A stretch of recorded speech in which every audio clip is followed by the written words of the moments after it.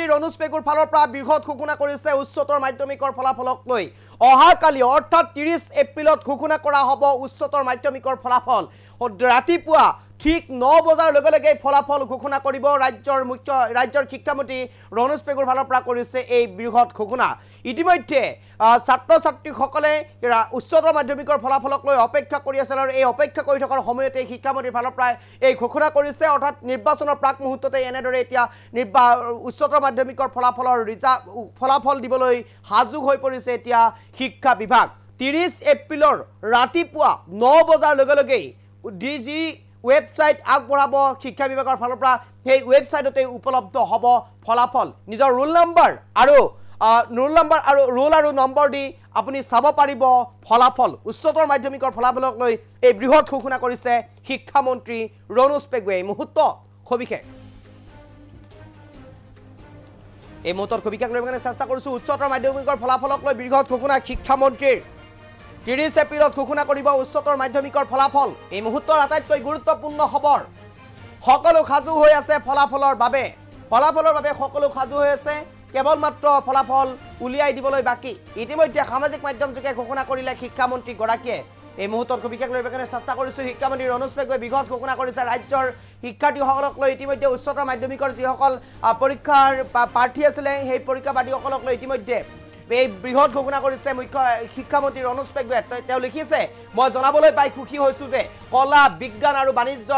বাণিজ্য আৰু ভকেশনাল শাখাৰ উচ্চতৰ মাধ্যমিক 2025ৰ ফলাফল অহা কাইলৈ অৰ্থাৎ 30/4/2025ৰ পুৱা 9 বজাত ঘোষণা কৰা হ'ব অসম ৰাজ্যিক বিদ্যালয় শিক্ষা বোৰ্ডে আজি জাননী প্ৰকাশ কৰিব এইবাৰ মুঠ 3,02,420 গৰাকী শিক্ষাৰ্থীয়ে উচ্চতৰ মাধ্যমিক পৰীক্ষাত অৱতীৰ্ণ হৈছিল এইবাৰ 3,02,420 গৰাকী শিক্ষাৰ্থী উচ্চতৰ মাধ্যমিক পৰীক্ষাত অৱতীৰ্ণ হৈছিল আৰু ইতিমধ্যে এই 3,02,420 গৰাকী পৰীক্ষাৰ্থীৰ ফলাফল অহা কাইলৈ ৰাতিপুৱা 9 বজাত উপলব্ধ হ'ব ইতিমধ্যে শিক্ষা বিভাগৰ ফালৰ পৰা আজি ঘোষণাপত্ৰ জাৰি কৰিব শিক্ষা বিভাগৰ ফালৰ পৰা আজি জাননী প্ৰকাশ কৰা হ'ব ৱেবসাইট কেইটা প্ৰকাশ কৰি দিয়া হ'ব যিকেইটা ৱেবসাইট শিক্ষা বিভাগৰ ফালৰ পৰা দিয়া হ'ব এই ৱেবসাইট কেইটাতে উপলব্ধ হ'ব পৰীক্ষাৰ ফলাফল ৰাতিপুৱা 9 বজাৰ লগে লগে পৰীক্ষাৰ ফলাফল লাভ কৰিব ছাত্ৰ ছাত্ৰীসকলে 3,02,420 গৰাকী শিক্ষাৰ্থীয়ে উচ্চতৰ মাধ্যমিক পৰীক্ষাত এইবাৰ অৱতীৰ্ণ হৈছিল আৰু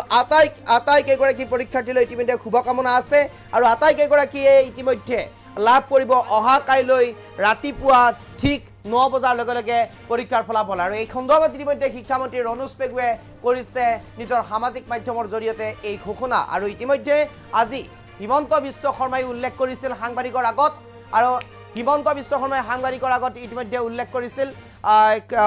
সাংবাদিকৰ প্ৰশ্নত তেওঁ কৈছিল সাংবাদিকৰ প্ৰশ্নত তেওঁ মন্তব্য কৰিছিল যিকোনো মুহূৰ্তত ফলাফল ঘোষণা হ'ব পাৰে কথা কৈ থকাৰ সময়তো ফলাফল ঘোষণা হ'ব পাৰে বুলি মন্তব্য কৰিছিল মুখ্যমন্ত্ৰী ডক্টৰ হিমন্ত বিশ্ব শৰ্মাই 2 এদিনতে ফলাফল ঘোষণা হ'ব বুলি মৰিগাঁৱত উপস্থিত হৈ মুখ্যমন্ত্ৰী ডক্টৰ হিমন্ত বিশ্ব শৰ্মাই কৰিছিল ঘোষণা আৰু তাৰ পিছতেই সামাজিক মাধ্যম যোগে ৰণোজ পেগুৱে কৰিছে এই ঘোষণা ৰণোজ পেগুৱে ইতিমধ্যে তাৰিখ উল্লেখ কৰি কৈছে অহা কাইলৈ অৰ্থাৎ 30 তাৰিখে ৰাতিপুৱা 9 বজাৰ লগে লগে ফলাফল ঘোষণা কৰা হ'ব ৰাজ্যিক বিদ্যালয় শিক্ষা বোৰ্ডে আজি জাননী প্ৰকাশ কৰিব এইবাৰ মুঠ 3,02,420 গৰাকী শিক্ষাৰ্থীয়ে উচ্চতৰ মাধ্যমিক পৰীক্ষাত অৱতীৰ্ণ হৈছিল আৰু ইতিমধ্যে উচ্চতৰ মাধ্যমিক পৰীক্ষাৰ্থীলৈ শুভকামনা জনাই ফলাফলৰ তাৰিখ ঘোষণা কৰিলে সামাজিক মাধ্যম যোগে শিক্ষামন্ত্ৰী ৰণোজ পেগুৱে